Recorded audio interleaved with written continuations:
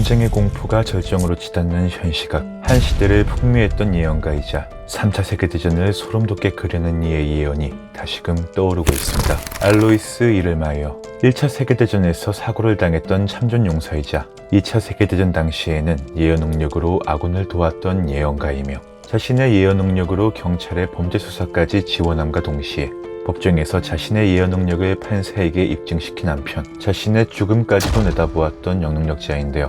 유럽에서의 세력 경쟁에 좌우되는 이번 사태와 제3차 세계대전의 도화선에 그는 일찍이 예견했다고 하니 과연 그는 누구이며 생전 어떤 삶을 살았고 그가 보았다는 3차 세계대전은 무엇이었으며 죽음을 앞둔 시점에서 어떤 이야기들을 남겼는지 본 영상을 통해 확인해 보도록 하겠습니다. 세계전쟁은 과연 일어나게 되는 걸까요? 여러모로 소름 끼치는 오늘의 영상.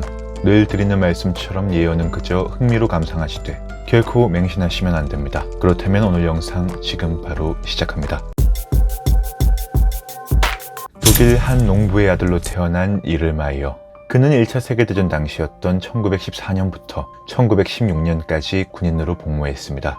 그러나 안타깝게도 이를마이어는 전쟁 중 폭발로 참호에 파묻히게 되는 사고를 겪게 되었고 구사일생으로 살아난 후 미래를 투시할 수 있는 능력을 얻게 되었다고 하는데요. 이후 1920년 그는 마리아라는 이름의 여성과 결혼하여 4명의 자녀를 키우게 되었고 결혼한 해에는 아버지로부터 농장을 물려받게 되었죠. 농업으로 생계를 이어오던 그는 자신의 예지력을 발휘해 1928년부터 수맥을 찾는 우물 건축업자로 일하기 시작했고 영적 능력을 바탕으로 주변 사람들에게 다양한 조언을 하기 시작하는데요. 그러던 중 그가 예언가로서 본격적으로 이름을 떨치기 시작하는 계기가 생겨났으니 바로 1939년 발발한 2차 세계대전이었습니다. 그는 해당 전쟁에서 연합군의 공습 지점들을 예언하며 적중시키는 한편 아군인 독일군 실종자들의 위치를 알려주며 전쟁에 크게 기여한 것인데요. 이때부터 이를마이어의 명성은 입소문을 타기 시작하며 점차 많은 이들이 그를 찾아오기 시작했죠. 주말에는 수많은 이들이 그의 가게 앞에 줄을 섰기에 그는 자신의 예언력을 원하는 이들을 위해 작은 판잣집을 짓기까지 했고 이를마이어는 모든 것을 무료로 제공하는 대신 그저 이를 서비스라고 불렀다고 합니다. 뿐만 아니라 그는 여러 범죄의 역학을 명확히 예언함으로써 여러 사건에 연루된 시신들의 위치와 범죄자들을 찾는 데 도움을 주었다고도 하는데요. 재미있는 것은 1947년 당시 그가 사기 죄목으로 총 7차례의 전과를 얻게 되었다는 겁니다. 여기에는 어처구니 없게도 이를마이어가 자신에게 유리한 목적으로 투시를 불법으로 행했다는 혐의가 적용되기도 했고 이는 그로부터 10년 후인 1957년까지 바이에른 경찰 형법에 따라 형사 범죄로 간주되었으나 재판이 진행되며 초기와는 다른 양상으로 흘러가게 되는데요. 고소인 7명 중 2명은 처음부터 이를마이어를 믿지 않아 고소했다고 주장했고 나머지 5명은 끝내 이를마이어의 해석이 옳았다고 주장을 번복하게 되었죠. 이 과정에서 일어난 사건으로 판사는 이를마이어에게 이런 말을 했습니다. 당신의 예지 능력은 과학적으로 불가능합니다. 이를 증명할 방법이 있습니까? 이에 이를마이어는 판사의 부인이 당일 입은 옷과 어떤 장소에서 무슨 일을 했는지를 정확히 적중시켜내었다고 하는데요.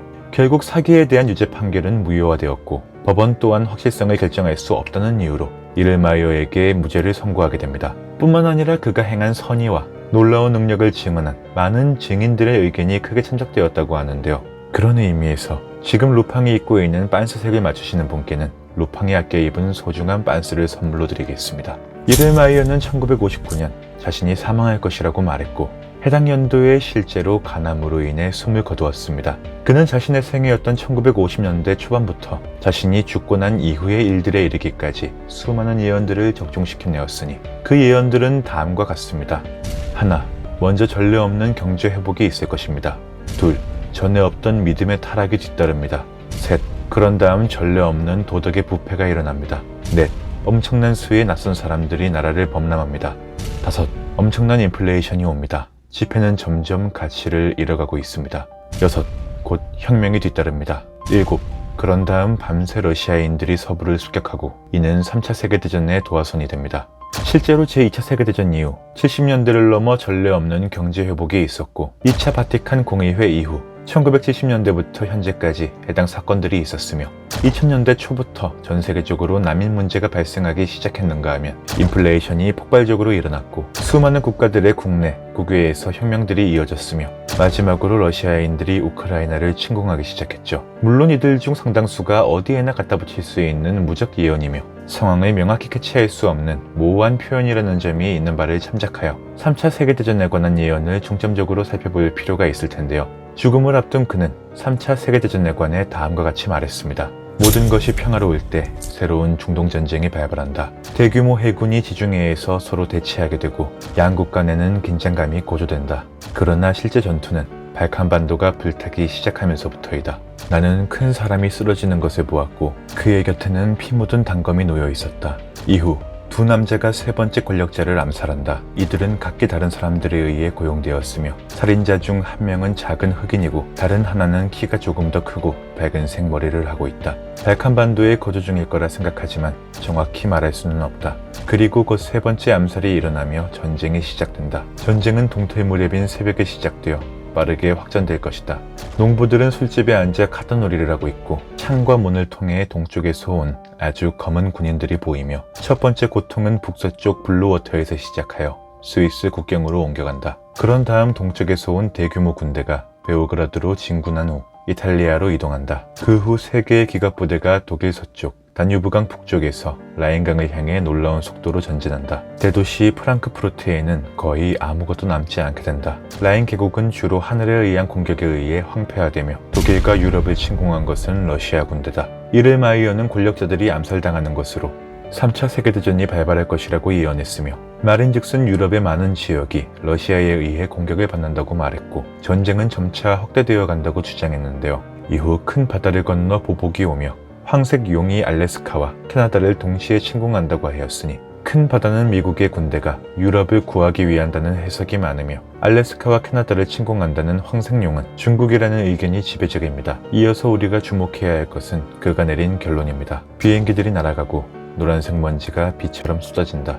그것이 던져진 곳에서는 모든 것이 죽게 되니 그것은 하나의 긴 선이다. 이 선 너머에 있는 것은 모두 죽게 되며 황색용은 더 이상 서쪽으로 전진하지 못하고 괴멸된다. 라인강 근처에서 마지막 전투가 시작되고 라인강에서는 모든 것을 집어삼키려는 반달을 보고 나는 이것이 무엇을 의미하는지는 모른다. 이에 대한 해석으로 노란 먼지는 곧 생화학 무기일 가능성이 높으며 모든 것을 집어삼키려는 반달은 핵폭발을 말한다는 분석이 아주 많은데요. 이후로도 끔찍한 예언은 계속되니 결론적으로는 무언가 바다에 떨어짐에 따라 거대한 해일과 유례없는 기후변화가 일어나게 되고 큰 어둠과 함께 사람들을 죽음으로 몰아넣는 먼지가 나타난 후 72시간이 지나서야 사라진다는 말을 남겼습니다. 모든 일이 끝난 후에야 비로소 평화가 찾아오고 이후 긴 행운의 시대가 찾아온다고 말한 바 가장 소름 끼치는 것은 그의 마지막 말 한마디로 제가 본 것을 경험하지 않고 지금 죽을 수 있어서 기쁩니다 라는 문장이었죠. 이르마이어는 노스트라다무스와 달리 그의 모국인 독일 밖에서는 비교적 알려지지 않은 인물입니다. 본질적으로 그는 또 다른 세계대전이 다가오고 있음을 보았다고 하고 이 전쟁의 원인이 무엇인가에 대한 질문에 다음과 같이 답했는데요. 그 어느 때보다 번영해야 합니다. 그러면 과감한 배도와 도덕의 타락이 뒤따를 것입니다. 많은 외국인들이 국내로 들어올 예정입니다. 돈은 그 가치를 잃어야 하고 혁명이 뒤따라야 합니다. 동시에 러시아군은 서유럽을 공격하고 있습니다. 개인적으로 이 문구로 인해 이번 러시아와 우크라이나 전쟁에서 3차 대전이 촉발될 것이라고 볼 수 있는가에 대해서는 의아함이 들었습니다. 나토와의 이권 다툼을 빗대어 어느 때보다 번영한 순간으로 볼 수는 있을 것이고 이로 인해 도덕적 타락이 잇따른 것이라고 말할 수도 있을 것이나 대부분 잘 아시겠지만 이번에 일어난 두 나라 사이의 전쟁은 2010년대부터 지속되어 온 러시아와 서방의 갈등 끝에 일어난 결과로 여러 복잡한 이익 경쟁에 놓여 있죠. 냉전 시대 당시 양 진영의 전선은 독일에 있었으나 현재는 폴란드와 벨라루스 쪽으로 한참 동진했으며 이에 따라 러시아 입장에선 서방으로부터 받는 위협이 오히려 증가한 상태이니만큼 더 이상 완충지대를 빼앗기지 않기 위해 필사적일 수밖에 없는 건데요. 결국 해당 원고를 작성 중인 3월 2일 기준 나토와 러시아군 사이에는 긴장감이 최고조에 이른 상태로 결론적으로는 나토와 러시아군 전쟁 여부 또한 유럽에서 세력 경쟁이 전개되는 양상에 따라 결정될 것입니다. 만약 이르마이어의 예언대로 흘러갈지를 엿보고자 한다면 그가 말한 큰 사람, 즉 권력자가 암살을 당한다는 내용이 일어나게 될 것인지를 지켜보면 되겠죠. 만약 그의 예언대로 3차 세계대전이 일어나게 된다면 러시아와 우크라이나 사이 권력자가 목숨을 잃는 사태가 먼저 벌어지게 될 테니까요. 과연 이르마이어의 예언은 현실이 될까요? 오늘 영상도 정말 열심히 준비했습니다.